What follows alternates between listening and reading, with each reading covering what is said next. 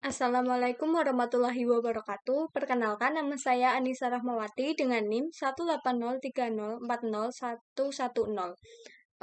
Pada kesempatan kali ini, saya akan mempresentasikan hasil dari draft proposal skripsi dengan judul Rancang Bangun Aplikasi Game Edukasi sebagai Media Pembelajaran Berbasis Android untuk Siswa Taman Kanak-kanak. Adapun poin-poin pembahasannya yaitu yang pertama, latar belakang, yang kedua, rumusan masalah, yang ketiga, ada batasan masalah, keempat, ada tujuan, kelima, ada manfaat, keenam, tinjauan pustaka, ketujuh, maksud saya perbedaan dari penelitian sebelumnya, dan kedelapan, rencana penelitian, dan yang terakhir adalah metodologi. Langsung saja masuk ke poin pembahasan yang pertama. Hal-hal yang melatar belakangi saya untuk merencanakan membuat aplikasi ini adalah karena semenjak pandemi, semua sekolah di Indonesia pasti tentunya mengalami perubahan metode belajar mengajar yang awalnya secara tatap muka, belajar di sekolah, menjadi belajar online melalui HP atau daring, melalui berbagai media seperti Zoom, atau media Google Meet, atau Google Classroom, atau yang lainnya. Sangat banyak. Namun, di sini TK Aisyah Sama Gede merubah metode pembelajarannya dengan membuat video pembelajaran dari gurunya diberikan kepada siswanya untuk ditonton dan dipelajari. Namun dengan tidak adanya kegiatan belajar mengajar di sekolah, anak-anak tentu saja masih lebih suka bermain daripada belajar untuk memperhatikan video-video yang diberikan oleh gurunya. Sehingga masih banyak anak-anak yang belum mengenal huruf, angka, warna, kendaraan, bentuk, bangun datar, atau hal-hal yang lainnya. Oleh karena itu, dirancang sebuah aplikasi belajar sebagai media pembelajaran untuk mempermudah dan menarik minat belajar anak-anak, terutama di TK Aisyah Sama Gede sendiri. Di dalam aplikasi ini nantinya terdapat menu-menu belajar seperti belajar huruf, angka, dan lain-lain. Dan di dalam aplikasi ini juga nantinya akan ada suara untuk memperjelas gambar yang mereka lihat dan mereka pelajari. Kemudian ada rumusan masalah. Yang pertama, bagaimana merancang sebuah aplikasi yang dapat membantu proses pembelajaran di Taman Kanak-kanak Aisyah Sama Gede. Yang kedua, bagaimana merancang sebuah aplikasi media pembelajaran yang dapat menarik minat belajar anak-anak di TK Aisyah Sama Gede. Kemudian batasan masalahnya yaitu yang pertama, aplikasi ini dibuat dengan menggunakan Android Studio dengan bahasa pemrograman Java. Yang kedua, aplikasi ini terbatas hanya untuk pengguna smartphone dengan sistem operasi Android. Yang ketiga, dalam proses pembelajaran aplikasi ini hanya untuk pengenalan huruf, angka, warna, kendaraan, dan bentuk. Yang keempat, aplikasi ini terdapat kuis sederhana sesuai dengan materi pengenalan huruf, angka, warna, kendaraan, dan bentuk. Kemudian yang kelima, aplikasi ini hanya terdapat menu belajar huruf, belajar angka, mengenal warna, mengenal kendaraan, kemudian mengenal bentuk, kemudian ada kuis dan petunjuk saja. Yang keenam, ruang lingkup penggunaan aplikasi ini terbatas untuk meningkatkan minat belajar siswa TK Aisyah Sama Gede. Lanjut, untuk tujuan dari penelitian ini adalah yang pertama, untuk membuat aplikasi yang dapat membantu proses pembelajaran di Taman Kanak-kanak Aisyah Sama Gede. Yang kedua, membuat aplikasi media pembelajaran yang dapat membantu menarik minat belajar anak-anak di Taman Kanak-kanak Aisyah Sama Gede di kala pandemi seperti ini. Selanjutnya, manfaat. Manfaat yang diperoleh dari kegiatan ini yaitu yang pertama, bagi instansi mendapatkan alternatif belajar baru bagi siswanya di masa pandemi. Yang kedua juga mendapatkan bantuan tenaga dari mahasiswa dalam melaksanakan tugas-tugas harian. Kemudian manfaat bagi mahasiswa sendiri tentu saja mendapatkan pengalaman bekerja yang pertama, yang kedua kerja praktek menjadi sarana untuk menerapkan dan mengembangkan ilmu yang didapat dari perkuliahan. Yang ketiga, sebagai sarana untuk melatih sikap disiplin dan bertanggung jawab. Kemudian tinjauan pustaka yang ada di sini yaitu pertama ada Taman Kanak-kanak atau biasa disingkat dengan TK menurut Undang-Undang Republik Indonesia Nomor 20 Tahun 2003 tentang Sistem Pendidikan Nasional Bab 1 Pasal 1 Ayat 14 pendidikan anak usia dini adalah suatu upaya pembinaan yang ditunjukkan kepada anak sejak lahir sampai dengan usia 6 tahun yang dilakukan melalui pemberian rangsang pendidikan untuk membantu pertumbuhan dan perkembangan jasmani dan rohani agar anak memiliki kesiapan dalam memasuki pendidikan lanjut. Kemudian yang kedua, eh, aplikasi.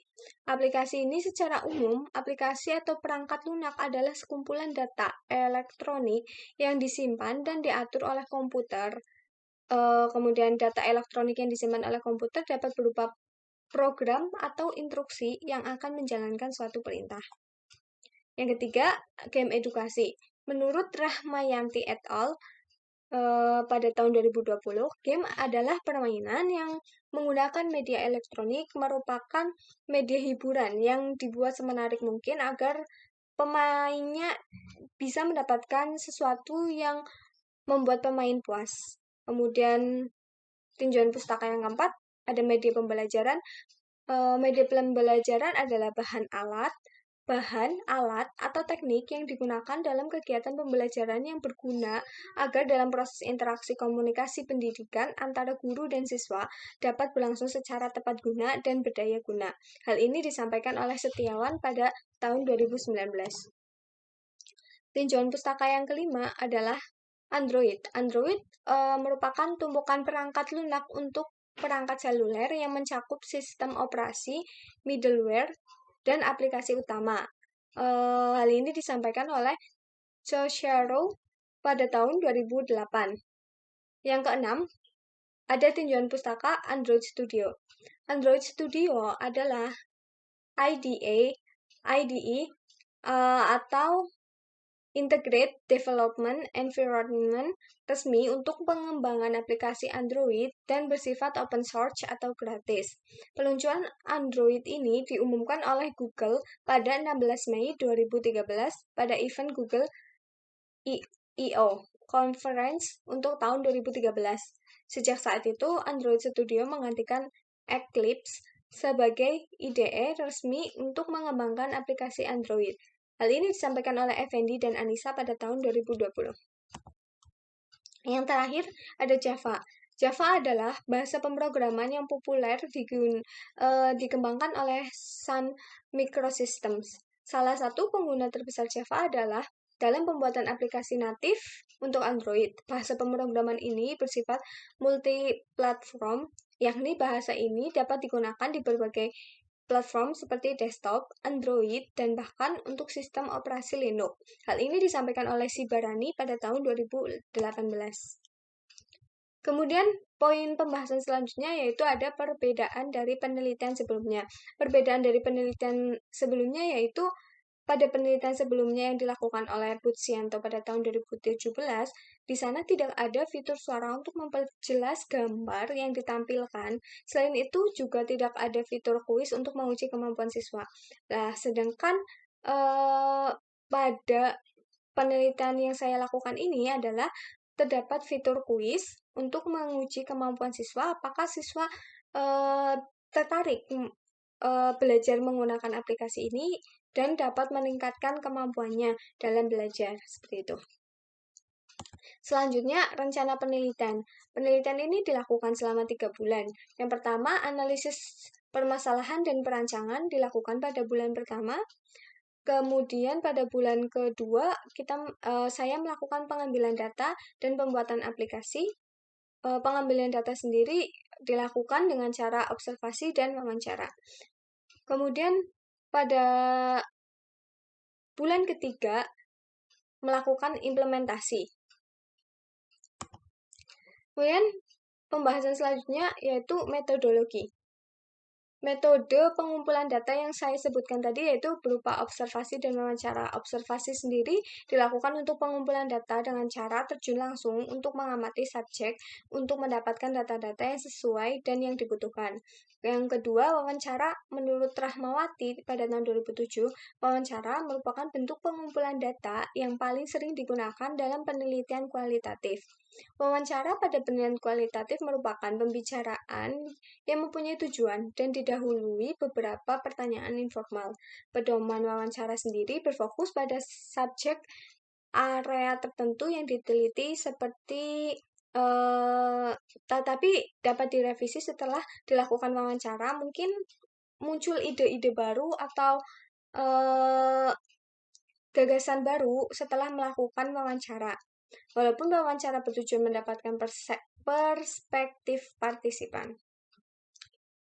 Kemudian yang terakhir dari metodologi yaitu tahap penelitian. Di sini saya menggunakan metode waterfall. Dalam pengembangan metode waterfall sendiri memiliki beberapa tahapan yang runtut, yaitu pertama requirement atau analisis kebutuhan. Di sini kita menganalisis kebutuhan apa saja yang diperlukan untuk membentuk sebuah aplikasi. Seperti pengumpulan data dilakukan pada tahap ini.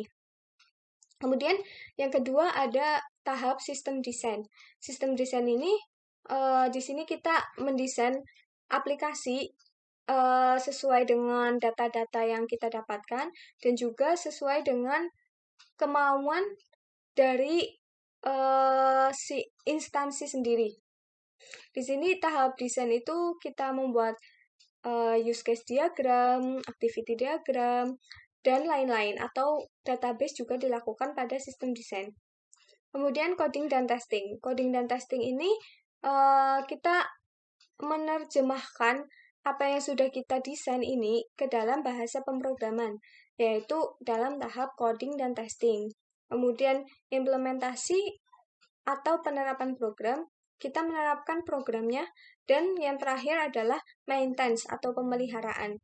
Jadi setelah aplikasi jadi, kita bisa melakukan pemeliharaan atau maintenance apabila dibutuhkan untuk pengembangan aplikasi lebih lanjut atau ada error-error dari sebelumnya yang tidak diketahui. Sekian pemaparan draft proposal dari saya. Terima kasih. Wassalamualaikum warahmatullahi wabarakatuh.